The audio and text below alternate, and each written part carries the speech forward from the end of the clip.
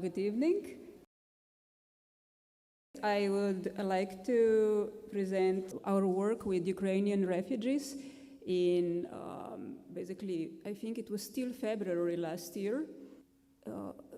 Alexander Lotko contacted us and asked us if we could do some kind of exhibition for Ukraine. It took some time to clear out the idea what we would like to do. And we basically decided that we will reach out to Ukrainian refugees, creatives, and invite them to express through, basically through paintings. There was a series of exhibitions last year. We had basically 3 exhibitions. That's the third one. Basically most of the Ukrainians were of course the refugees.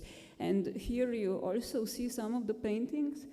For example, today also Yulia Doroshenko is with us, who I'm not sure if also Zoya is with us, but Zoya and Yulia, they are daughter and mom, who escaped Bucha at the very, very last moment.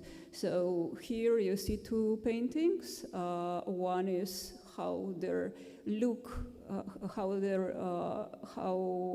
the view from their window looked before they left, and the second painting speaks about Julia's perception of Slovenia. So this is the first project, so it was ongoing, and it was also a project that basically gave an opportunity to Ukrainian artists not only to express, but also to sell the artworks. So with the help of Adra, the artworks were also sold, and the paintings on this wall are still for sale. Many were actually sold. The second, and Julia is also with us, and I think some of other authors that collaborated with us are here too today. The second project I would like to pinpoint is it's a concert, basically. It was within the frame of International Mediterranean Day, and was one of the event. It was a collective event in over 30 countries across the Mediterranean. And this project specifically connected 2 Syrian refugees, a musician, and Vasko Atanasovsky, who is an established Slovene artist with migrant roots. And basically the concert was fully open for everyone, so it was in Cankarjev Dom, which was basically not usually open to, or let me put it in other way. Let's say that many of the refugees wouldn't even maybe have the resources to pay for the concert. So what we did, we connected with the humanitarian organizations and brought, on one hand, the refugees through humanitarian organizations to listen to the concert, and on the other hand, the Ministry of Foreign Affairs was also present.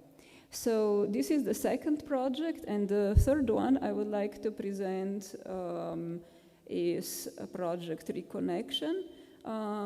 Reconnection was basically initiative of Anna Miklashevich.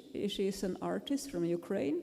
And Anya, within the scope of Artisas project, she started a support community for Ukrainian artists across, in exile, but also in Ukraine.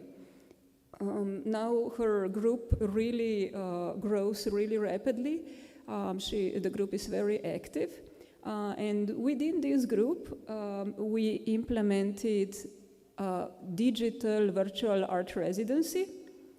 In this digital virtual art residency, 5 Ukrainian artists basically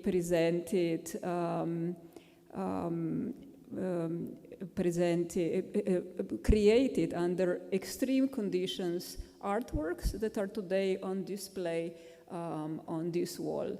The project is named Reconnect, so I would like to invite Anya to tell a little bit more about the circumstances under which the artists were creating, and it was they're all based in Ukraine, and Anya will share some more information. Thank you. Thank you. Thank you all for coming, and thank you all creators for Artisas, and especially to you, Romana, for all your support.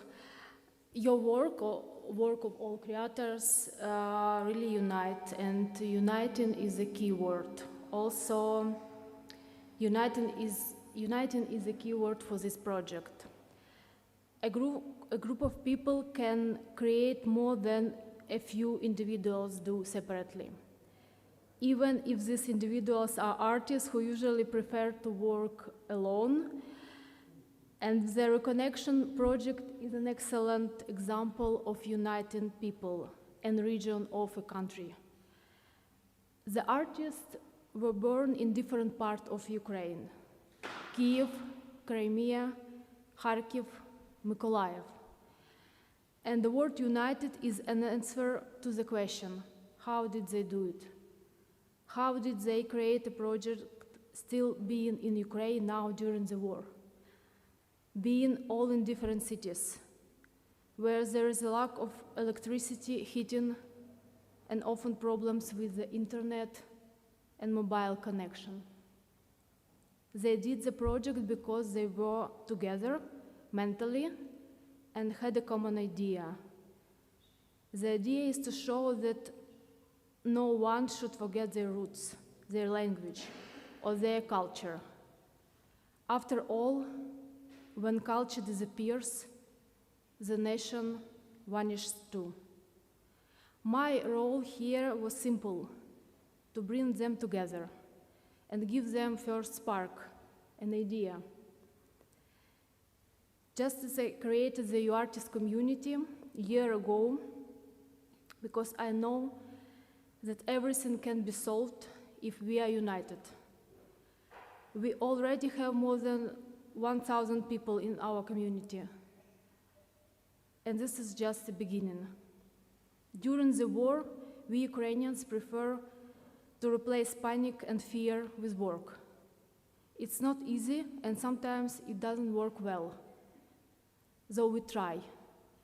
In general, I think the methods how to keep creating and that we developed during this war will become the basic of the book. We definitely should write it after the victory of Ukraine. I shot videos of a conversation with Ukrainian artists for our YouTube channel. Sometimes when we talk, a siren turns on,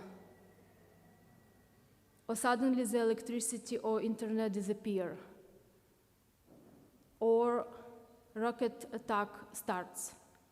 We deal with that too. Our task is to keep doing. This Sunday, I will record a conversation with an artist currently serving in the army. We will be talking about NFT. I will record a video about NFT and selling digital art with a Ukrainian artist who is at war now.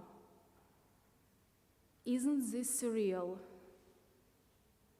This is exactly what my painting here is about a surrealistic life we live. And I personally live like watching two movies at the same time. One movie is in Ukraine, where is a bloody war. And the second one is here, where the sun is shining and terraces in cafes are full. And the question for me personally is how to deal with that. Probably the answer is to keep creating and keep uniting people. We believe, in Ukraine we believe, that we can defeat an enemy many times bigger than we are, if and when we are united. Thank you for your support. Slava Ukraini!